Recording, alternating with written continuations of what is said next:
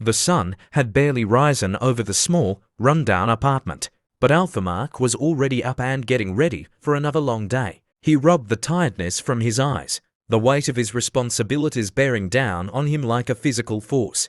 A smooth sea never made a skilled sailor, he muttered to himself, trying to muster up some motivation. As he made his way to the kitchen to start breakfast, he couldn't help but feel a sense of despair wash over him. His life had not turned out the way he had hoped. He was stuck in a dead-end job, working long hours for minimal pay, just to make ends meet. The bills were piling up, and the stress was taking a toll on his health. Alphamark let out a deep sigh, and his wife looked up from her phone, a hint of annoyance in her eyes.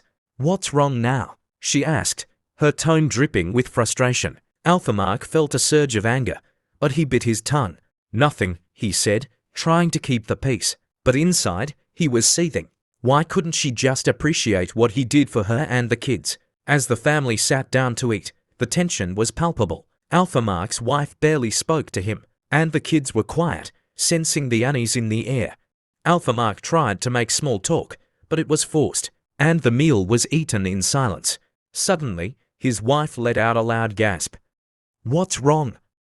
Alphamark asked, startled. "The electricity bill is overdue," she exclaimed, waving the bill in the air.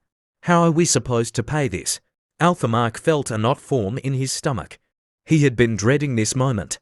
"I'll figure something out," he said, trying to sound confident. As they finished up, Alphamark got up to leave for work. He felt like he was walking out into a void, with no support or encouragement from the people he loved. He was just a stranger in his own home, a man filled with sorrow and agony, struggling to provide for his family, but receiving only humiliation and suffering in return. As he walked out the door, Alphamark felt a tear roll down his cheek. He wiped it away quickly, not wanting to show his weakness. But deep down, he knew he couldn't keep going on like this. Something had to change, or he would lose himself completely in the darkness of his own despair.